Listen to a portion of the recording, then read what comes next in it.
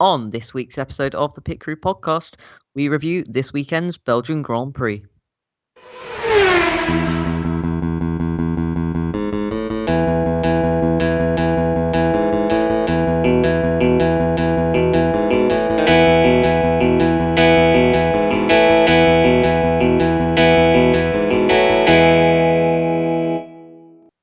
Hello and welcome to the Pit Crew podcast. My name's Ed. This is my co-host Dylan. Hello. And this weekend was the Belgian Grand Prix at the Circuit de Spa-Francorchamps. Now, if you listened to our predictions on Friday, you may remember that we predicted or hoped and looked at the weather forecast that predicted rain for Sunday. Well, there wasn't any rain. It kind of went around the track as it did in Barcelona. We seem to have some sort of Formula One curse in that they don't want us to have an exciting race, and they like to take the rain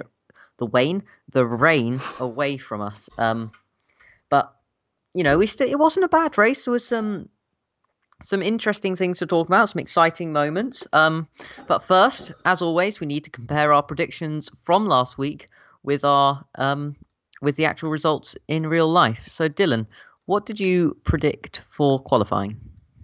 For qualifying, I predicted Bottas, Hamilton, Verstappen, Ricciardo, Perez, and it was actually Hamilton, Bottas, Verstappen, Ricciardo. You got no, 0 that out was of 5. Wait, no, that was the race.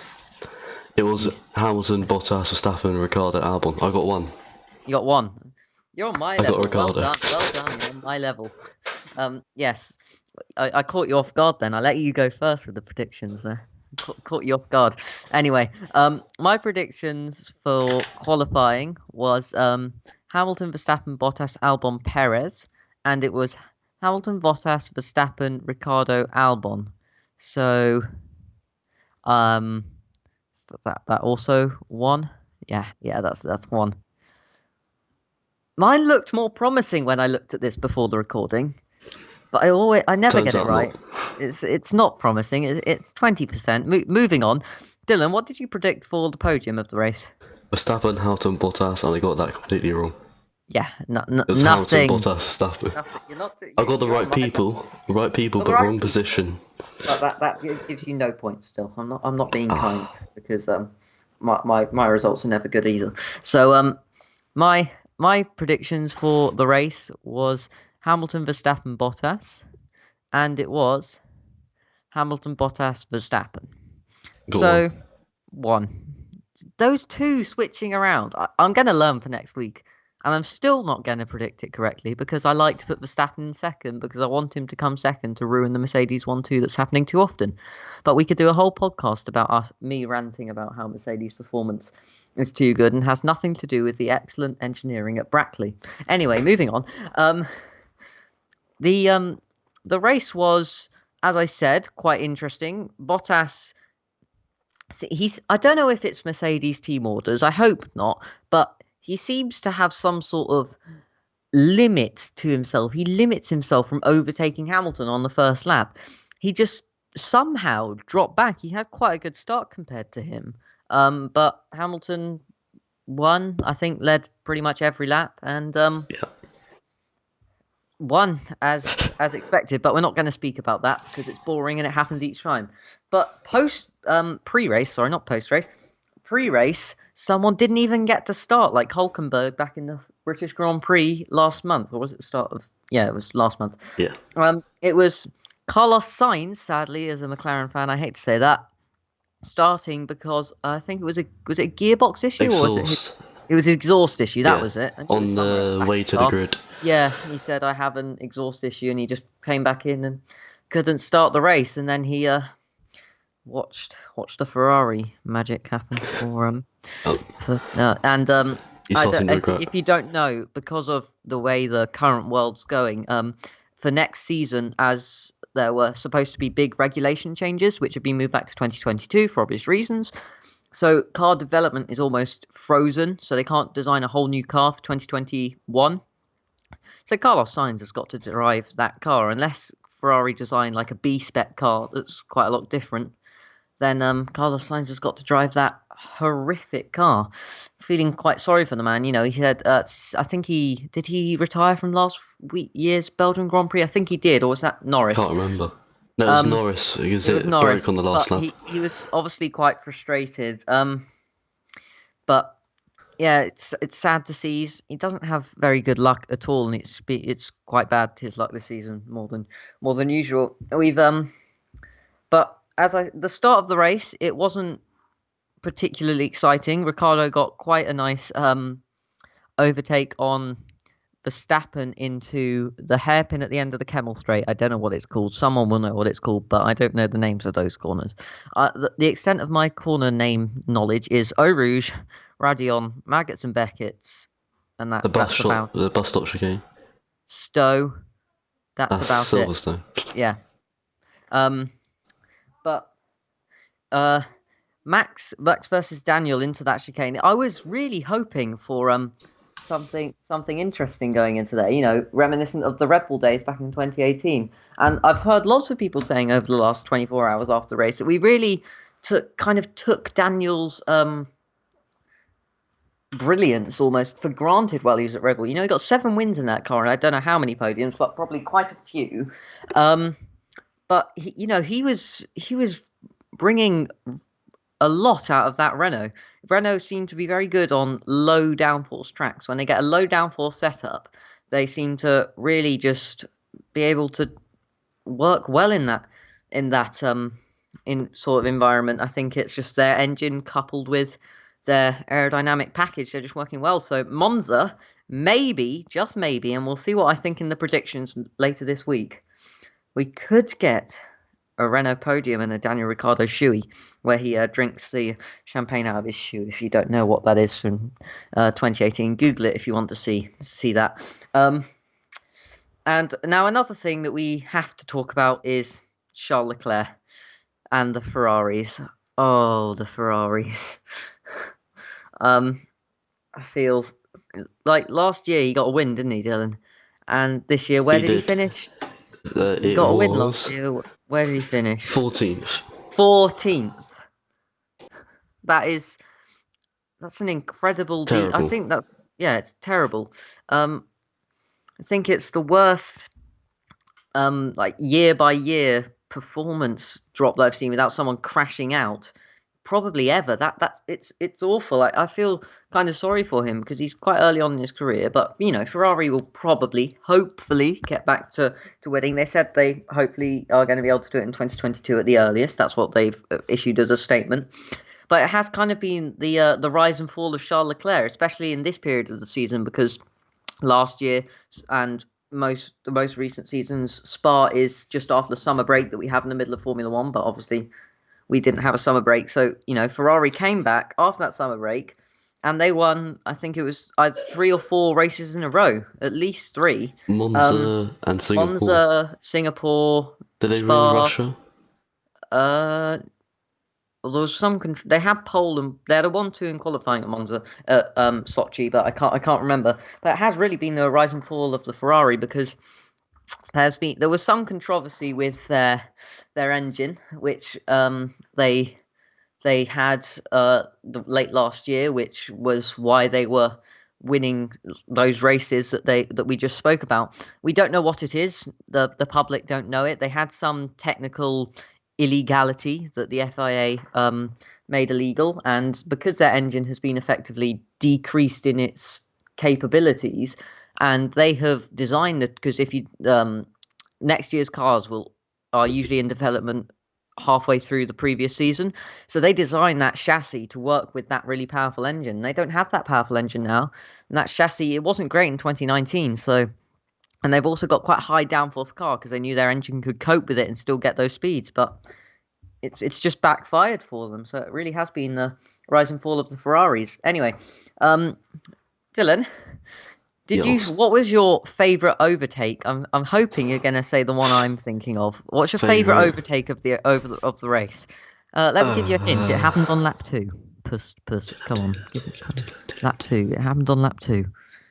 Come on. No? Come on. Oh, yes, Gasly overtaking. You I had a mental block there. Yes, you have. Gasly overtaking one of the racing points. Was it Perez? Sergio Perez up Checo, through yes. Eau Rouge, going up the inside, a bit reminiscent of Mark Webber and Fernando Alonso back in 2011, 2012, but on the other way around, obviously, he went up the inside of Eau Rouge, but Sergio Perez, he squeezed him to that wall on the straight before Yes. Eau Rouge a lot. He did that to Esteban Ocon in 2018 as well, I think. And that didn't end well. 2017. 2017. Yeah. That cost him front wing on the buncher. Yeah. He seems to, he just doesn't seem to know that there's a wall there. He thinks, the wall, it's invisible.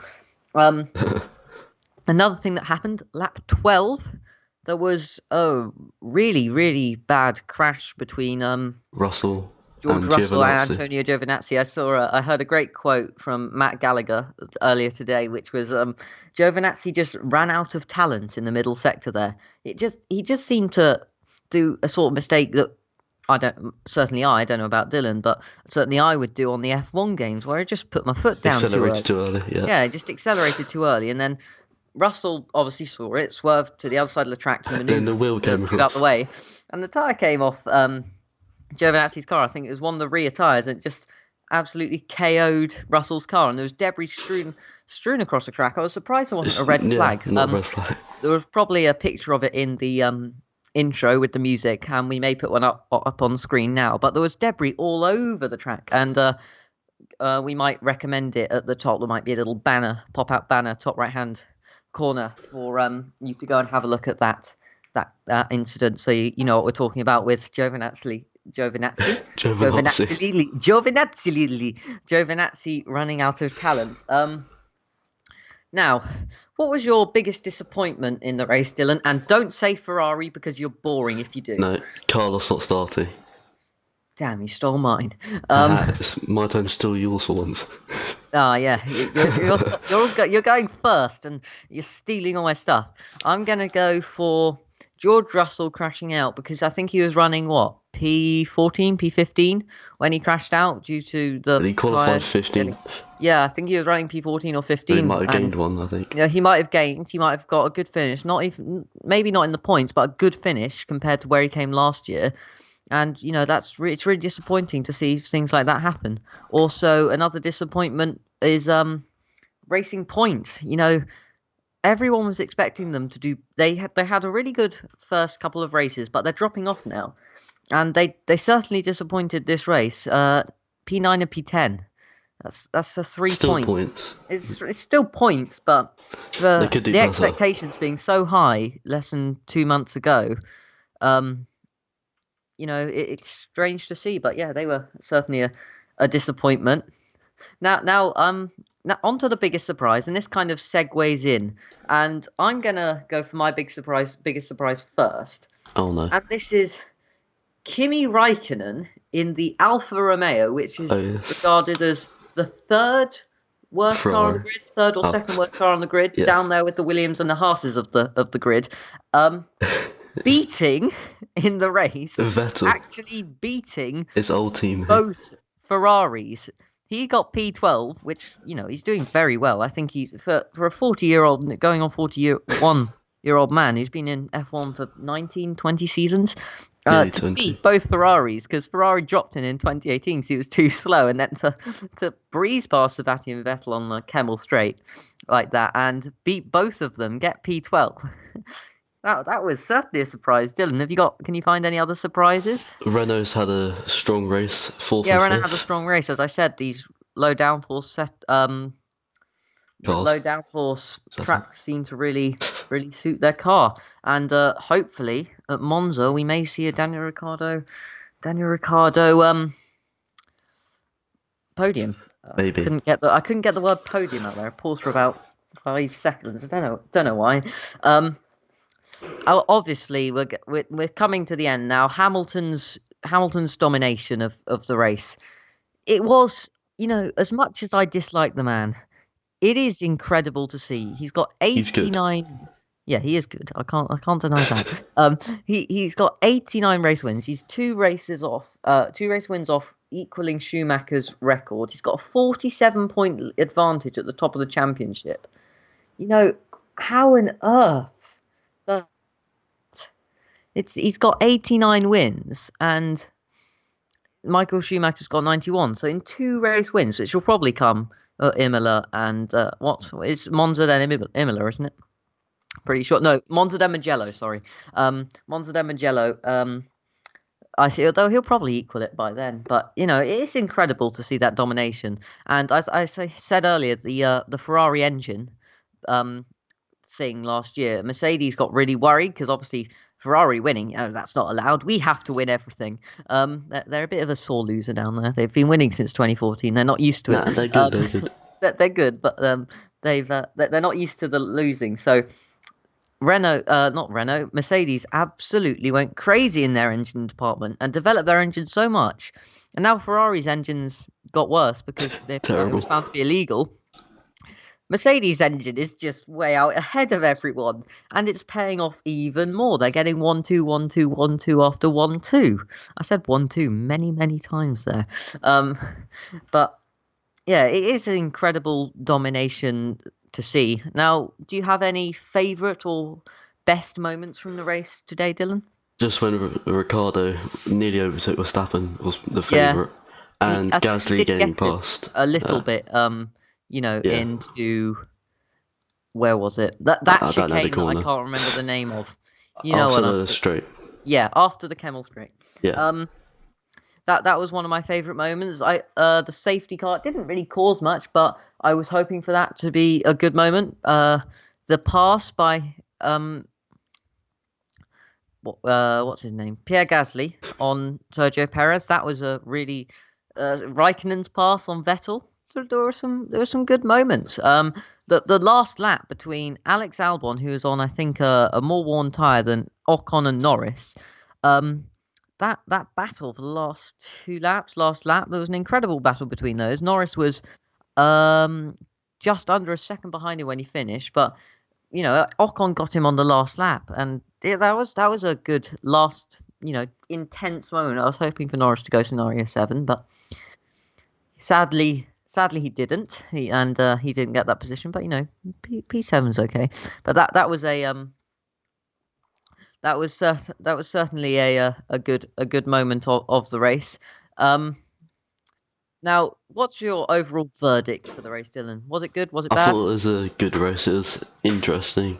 It was interesting, strategy-wise. A lot of moments, good moments. Not full of overtakes, but it was still a good race. I agree with you there, and as seen in the length of this podcast, there's plenty to talk about from this Grand Prix.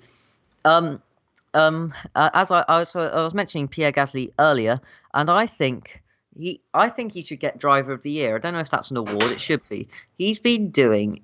If you look at the driver standings, he has been doing incredibly well in that AlphaTauri. He is 12th with 18 points in that AlphaTauri compared to his teammate on 2 in 16th. 9 times his teammate. I think he should get Driver of the Year. Talking about driver of the something, Dylan, do you have a driver of the day for this race? Options that I can see. Huh? There's a couple options that I can see for driver of the day. Gasly was was the actual driver of the day. He was the actual driver of the day. He impressed me a lot. We don't have to follow those rules. No. Daniel Ricciardo, definitely promising. Alex Albon. Yeah, that's an okay yeah. Red Bull. I'm actually going to go Kimi Raikkonen. Got in there before you, so you can't steal that one. I'm going to go Kimi Raikkonen.